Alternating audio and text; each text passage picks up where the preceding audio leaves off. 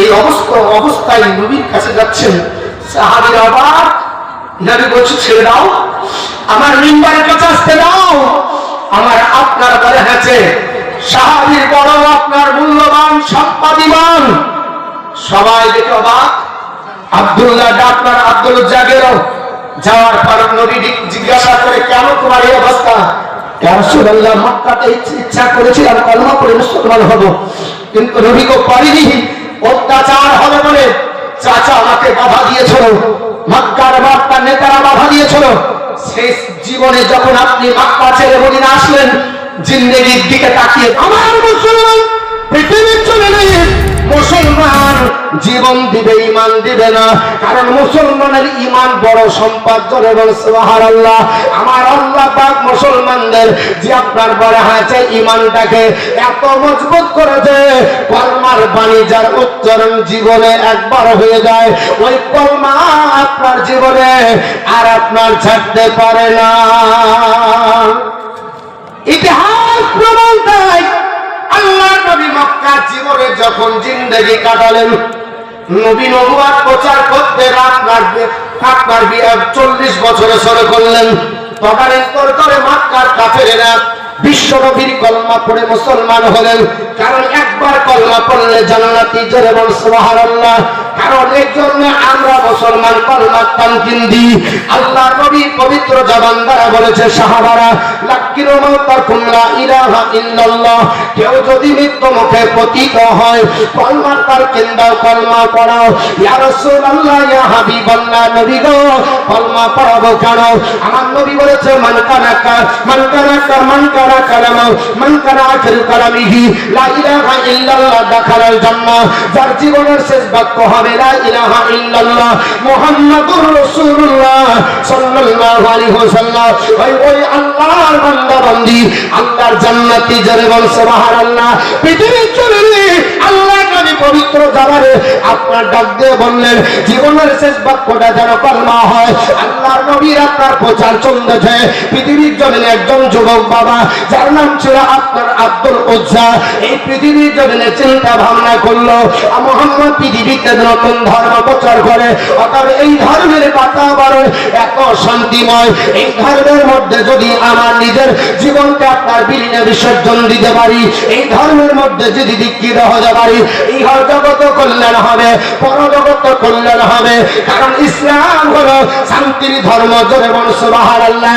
পৃথিবীর চলে তদানীন্তন করে আল্লাহর নবীর বিরুদ্ধে আপনার আচরণ করেছিল যারা, এদের নাম আপনার আবু জেহেল, কার নাম উতবা, কার নাম সাইবা, কার নাম আবু লেহেল, কার নাম আপনার বলা হয়েছে।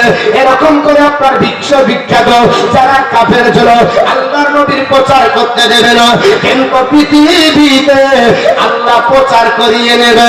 ওরে কাফের, তোদের কাছে আমি আল্লাহ পাক এমন ধর্ম আমি পাঠিয়ে দিয়েছি, একে জাল দিয়ে আটকানো যাবে না। জোরে বলি মুসলমান বর্তমানে পারছে না। এর জন্য কিছু মানুষ বলে দিনের দিন আপনার মুসলমানের জনসংখ্যা বাড়ছে, মুসলমানকে কমানো যাবে না। যেমন ভারতবর্ষের মাটিতে পৃথিবীতে এত আপনার জনসংখ্যা মুসলমানের, তবে দুটি দেশে সবচাইতে মুসলমান বেশি, সৌদির থেকে বেশি। একটার নাম হলো ইন্দোনেশিয়া, সবথেকে মুসলমানের জনসংখ্যা বেশি। করছেন নাকি? কিছু আমার নেতা যদি টাইপের লোক থাকে আমার বক্তব্য না করে, পর সহ্য হয় না। ও ভাবে যদি এই পার্টির নেতা না, বা আমার পার্টি তৈরি করে না, কিন্তু হক কথা বলতে হবে। আমি যদি এই ইতিহাসটা না বলি, তা আমাদেরকে তো বলছে তোদের কিছুই নেই, বলে না, বলে না, তো বলতে হবে। তাও চিন্তা ভাবনা করে বলতে হয়। একটা বক্তৃতা করেছিলাম ভুলনাউড়িতে, তা আমার এলাকার লোক বলছে তাড়াতাড়ি এটা ডিলেট করো। কেন? তোমাকে ওই অ্যাশ করবো, আমাকে করবো, কত ভয়। ডিলেট করো, ডিলেট করিয়ে ছেড়েছে, অথচ মুসলমানের ঘরে ছেড়ে। তাহলে বোঝা গেল মুসলমানের ঈমান কমজোর হয়ে গেছে। ভোল্টেজ নাই, লাইটের পাওয়ার থাকবে তবে তো আপনাকে দেখতে পাবো অন্ধকারে। আর যদি ও নিজে হোয়াটেলের মতো ডিপ ডিপ করে তো দূরে দেখা যাবে। তো ইসলাম আলো, ইমানি আরো যদি জোর হয় চতুর্দিকে ফাইলাবে, প্রচার হবে, অসুবিধা নাই, কিন্তু কমজোর ইমান। হ্যাঁ, আমার মুসলমান বলার উদ্দেশ্য হলো পৃথিবীর জমিনে এর জন্য বাবা আপনার ইন্দোনেশিয়াতে সবচাইতে মুসলমানের জনসংখ্যা বেশি, আর সমীক্ষকগণ বলেছে ভারতবর্ষে দ্বিতীয় স্থান অধিকার করেছে। আগামীতে আপনার 2040 সালে গোটা বিশ্বের মাটিতে মুসলমান 1 নম্বর হবে। এর জন্য তারা চিন্তা ভাবনা করেছে মুসলমানকে কমিয়ে দিতে হবে। কিন্তু জজবন্নার্স আজ থেকে পৃথিবীর জমিনে 119 বছর আগে কম বেশি একটা গ্রন্থ রচনা করেছিলেন। গ্রন্থটির নাম দিয়েছেন জেনুল ইসলাম। তাতে তিনি বলতে বাধ্য হলেন জগৎবাসীরা, ইংল্যান্ডে Europe within the next 100 years it can only be Islam। এই জগৎবাসী তোমরা শুনে রেখে দাও, আগামী 100 বছরের মধ্যে গোটা ইংল্যান্ডে নয়, ইউরোপ মহাদেশে নয়, গোটা বিশ্বের মাটিতে আধিপত্য বিস্তার করবে যে ধর্ম, সেটা ইহুদি হবে না, নাসারা হবে না, চারাল হবে না, আদিবাসী হবে না, সাঁওতাল হবে না, আপনার ভাঙ্গর হবে না, পৃথিবীর অন্য কোন ধর্ম হবে না, একমাত্র ইসলাম গোটা বিশ্ব জয় করবে। জোরে বলি। এর জন্য ওরা চিন্তিত, কমাতে হবে জনসংখ্যা কি করে কমা যায়। তো জমি কেড়ে অকাব্যর বোর্ডের জমি থাকবে না, দিব না। ভারতবর্ষের সংবিধানের কোন জায়গায় লেখা আছে যে আপনার বলে হচ্ছে উম্মিদ পোর্টালে শুধু মুসলমান আপলোড করবে, আর কেউ করবে না? দেবত্বদের সম্পত্তি আছে, গির্জার সম্পত্তি আছে, অন্য জনের সম্পত্তি আছে, সেই সম্পত্তি আপনার উম্মিদ পোর্টালে আপনার রেজিস্ট্রেশন করা হলো না। শুধুমাত্র একমাত্র মুসলমান, যেখানে 8,000 হেক্টর জমি আপনার আছে, মাত্র 400 থেকে 500 আপনার হেক্টর জমিকে আপলোড করা সম্ভব হলো। বাকি জমি কি হবে বলে পরবর্তীতে তোমাদের হাত থেকে কেড়ে নেওয়া হবে। মুসলমান উদাস মনে করছে যে আমার বাপের জমিটা দিল। মুসলমান গুরুত্ব দেয় না, মুসলমান সব কিছুকে মামুলি ভাবে। এর জন্য মুসলমানের আপনার বলা হচ্ছে অবস্থা খারাপ। একটু চিন্তিত হতে হবে। আর যদি চিন্তিত না হন, যদি প্রতিবাদী শক্তি না থাকে, তাহলে আপনি কখনো প্রতিবাদ করতে পারবেন না। অন্তত পক্ষে প্রতিবাদী শক্তি তৈরি করতে হবে। ঠিক বলছি না ভুল বলছি? বা ঠিক বলছি না? প্রতিবাদ করতে পারে, সকল আমাদের পুশ করতে হবে। তাহলে বুঝবে এরা জিন্দা আছে, না মুর্দা হবে। এরা জিন্দা আছে, এটা বুঝতে হবে যে আমরাও আছি। ভারতবর্ষের মাটি থেকে আমরা ডিলেট হয়ে যাইনি, কারণ ভারত কারো বাপের পৈতৃক সম্পত্তি নয়।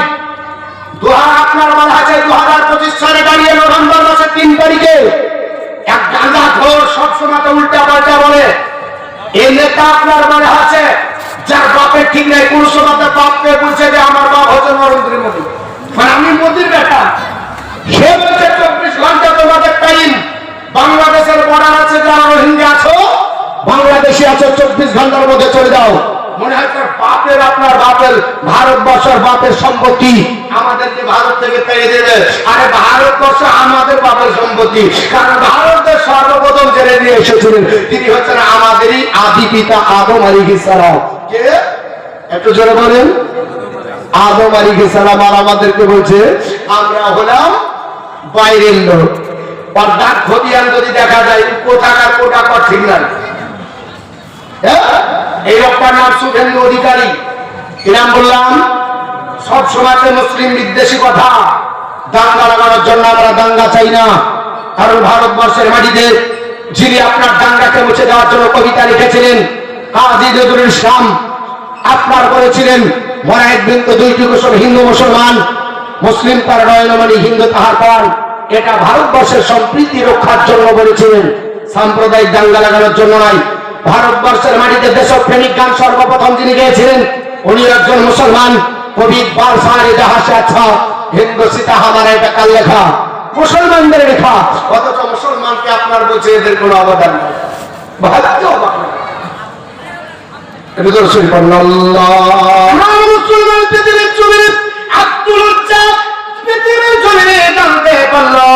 আল্লাহর নবীর ইসলাম প্রচার চলছে। আব্দুল লজ্জা মনে মনে চিন্তা করলো, পৃথিবীর জমিনে মুহাম্মদের মতো চরিত্রবান লোক আল্লাহ পৃথিবীতে আর কাউকে পাঠায়নি যিনি পৃথিবীর জমিনে কেউ যদি মাত্র তিনি আপনার ভাই বলে তাকে সম্বোধন করতেন, লোকের জনগণের হক পৌঁছে দিতেন, জিন্দগিতে কারো 1 টাকা মেরে খাননি, জিন্দগিতে কারো আত্মসাৎ করেননি। আর আমাদের নেতা হলো আপনার কাটমানির টাকা খায়। আমাদের নেতা যিনি হবেন ইনি চাকরির টাকা চুরি করে খায়। আমাদের নেতা যিনি হবে রাস্তার টাকা চুরি করে খায়। আমাদের নেতা যিনি হবেন কালভেট পর্যন্ত গোটা গোটা দিনে যায়। এই আপনার বড় হাতে হাঙ্গর মাছের চাইতে এর পেট বড়।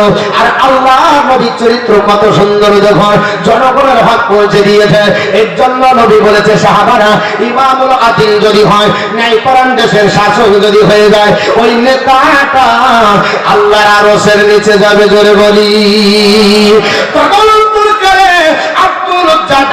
বললো পৃথিবীতে যদি মহামানব আমার আল্লাহ পাক পৃথিবীতে পাঠায় অন্য কোন ব্যক্তি হবে না, তিনি আব্দুল্লাহর পোতা আপনার মুহাম্মদ সাল্লাল্লাহু তাআলা আলাইহি ওয়াসাল্লাম হবে।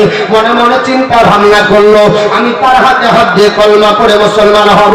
ঘটনাক্রমে আল্লাহর হুকুম হয়ে গেল, আল্লাহর ইচ্ছা হলো। বলে হাবিব আর থাকতে হবে না, আপনার 53টা বছর ধরে মক্কার জিন্দেগি কাটালেন, এখন মদিনায় চলে যান। বাকি জিন্দেগিটা আমি আল্লাহ পাক আপনার জন্য নির্দিষ্ট করেছি ওই মদিনায়, যে মদিনায় গেলে মদিনা পর্যন্ত ধন্য হয়ে যাবে। ওহ নদী হিনার মাটির পালি আব্দুল জামান চিন্তা করলো আমার নবী মক্কা ছেড়ে মদিনা যখন চলে গেল অন্তরের মধ্যে দীর্ঘদিনের বাসা করে কেড়ে খালো।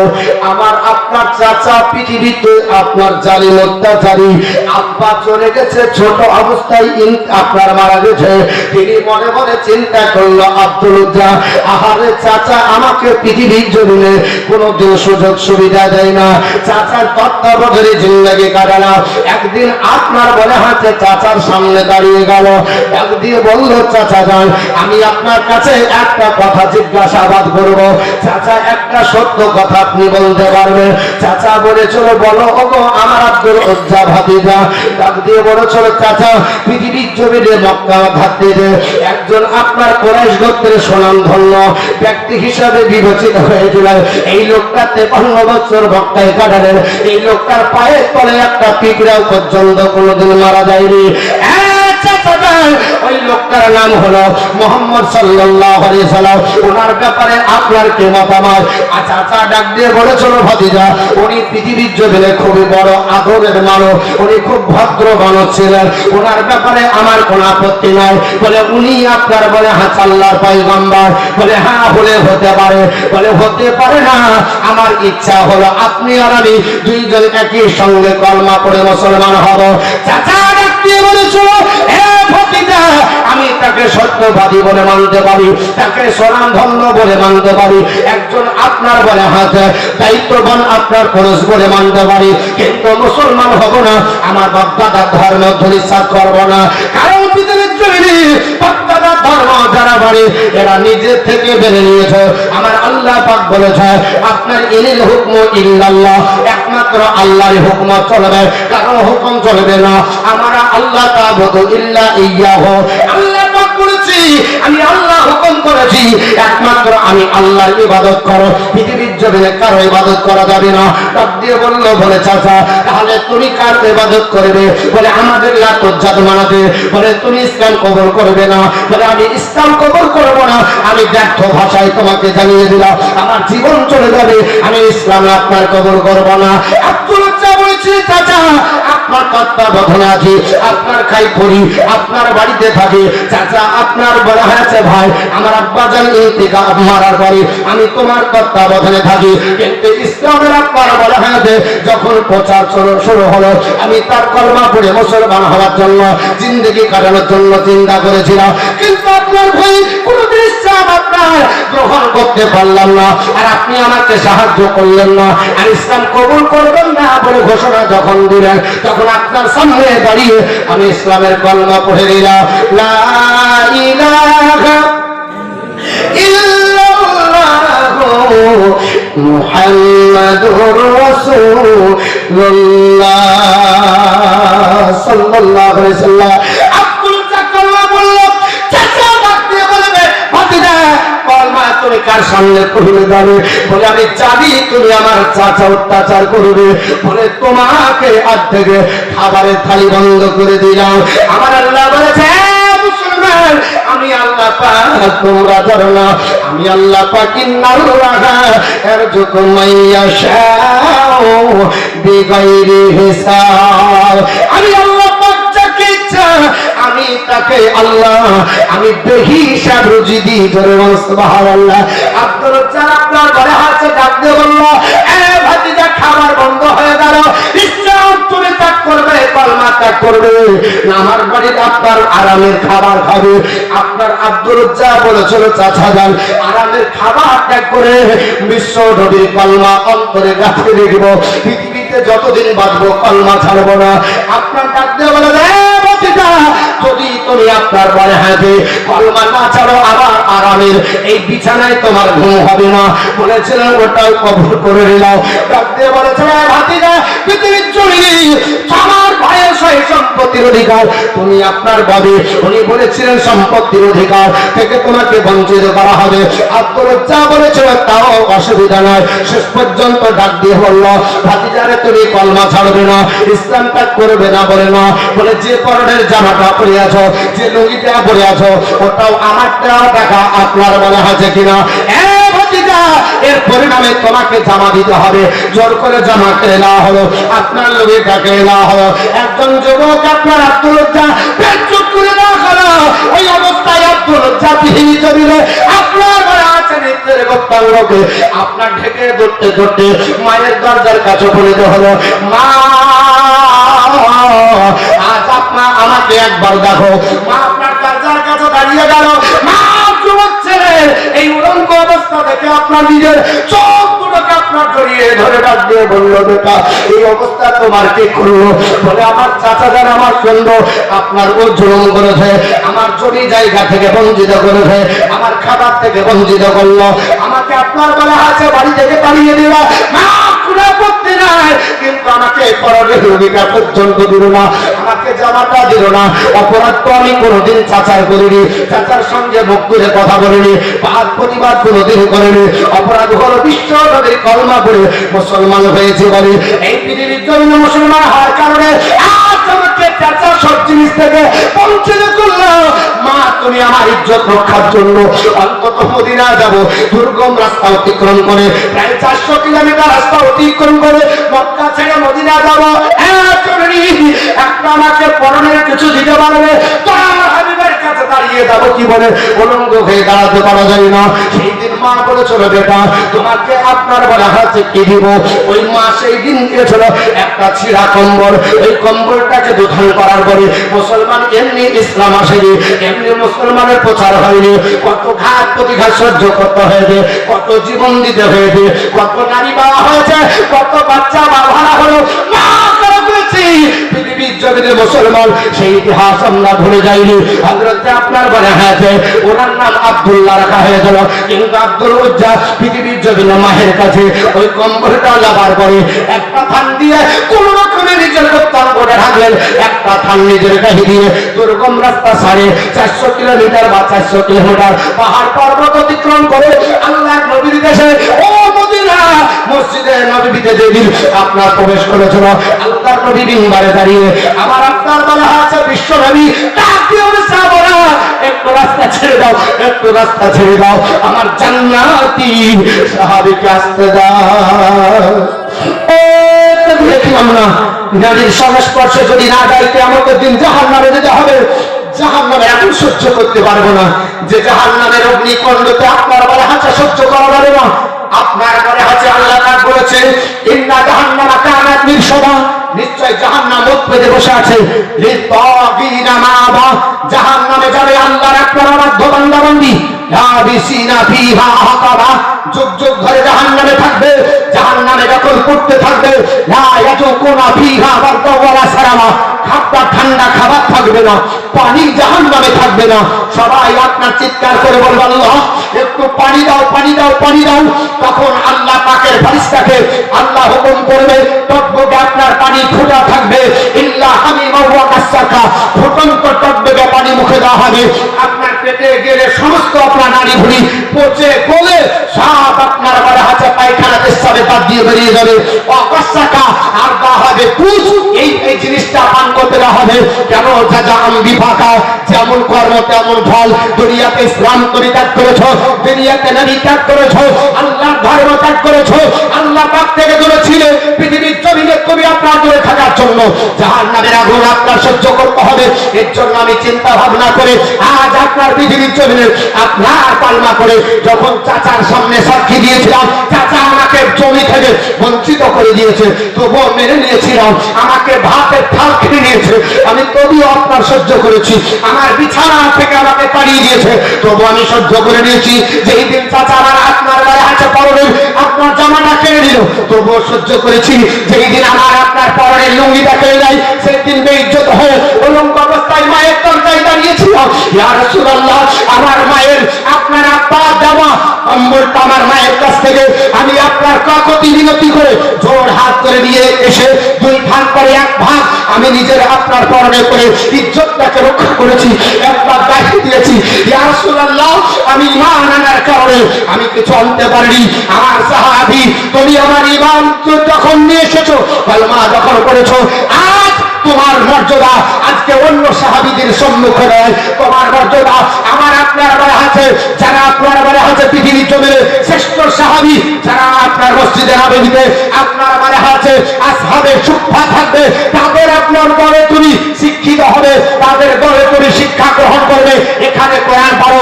আল্লাহর নবী বললেন, সাহাবারা ওকে জায়গা দাও, আর একে সুন্দর করে গোসল করে এই জায়গায় বসিয়ে দাও, কোরআন পড়বে। আমার আপনার আব্দুল উজ্জা, আজ থেকে তার আব্দুল উজ্জা নাম হবে না, এর নাম আমি রাসূলুল্লাহ রাখলাম আব্দুল্লাহ। দুটো নাম আল্লাহর কাছে সবচাইতে প্রিয়, একটা হলো আব্দুর রহমান, একটা নাম হলো আব্দুল্লাহ। আজ থেকে তার নাম আব্দুল্লাহ হলো, আর জান ভরে তাকে কলমা পড়তে দাও, কোরআন পড়তে দাও।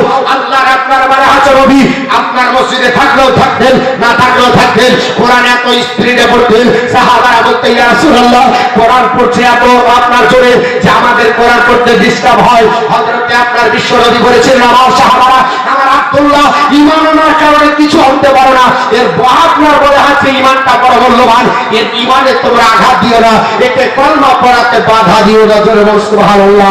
এ আব্দুল্লাহ পৃথিবীর জমিনে বাপ মা ত্যাগ করে জমি জায়গা ত্যাগ করে ইসলামের ছত্র ছায়া এসেছেন। মুসলমান আমরা ইসলাম আপনার মনে হচ্ছে কবুল করিনি, অত কষ্ট করে আমাদের বাপ দাদার দেওয়া ধর্ম পেয়েছি, তবে বাপ চলে যেতে হবে কবরে। আমি আপনাদের কাছে ইনশাআল্লাহ বলবো, এই ইসলামে আপনার ইসলাম ধর্মে ভারতবর্ষের কি অবদান আছে, কি অবদান রেখেছে ভারতবর্ষের ইতিহাস একটা করে তুলে বলবো। তবে একজন আল্লাহর বান্দা এই কবরস্থানের উন্নতি করবে জলসা। আপনারা সবাই জানেন কবরে চলে যেতে হবে, গহীন অন্ধকার কবরে। বাপ গেছে, মা গেছে, আত্মীয় স্বজন গেছে, কর্তৃপক্ষ আমাকে একটু দায়িত্ব দিয়েছে আপনাদের কাছে একটু কিছু চাওয়ার জন্য। আমি 5 জন ব্যক্তির কাছে 5,000 টাকা করে একটু চাইবো, যে কবরস্থান আপনার বাপের সম্পত্তি, আপনার মনে আছে সে কবরস্থানে যদি রেজিস্ট্রেশন কার্ড না করেন, অমৃত পোর্টালে যদি আপনি রেজিস্ট্রেশন না করে, কবরস্থানের উপরে আপনার কোন দিন বুলডোজার ছাড়িয়ে দিয়ে সেখানে হাসপাতাল হতে পারে, সেখানে আপনার সরকারি কোন আপনার বলে আধিপত্য বিস্তার করে সেই আপনার কবরস্থল দখল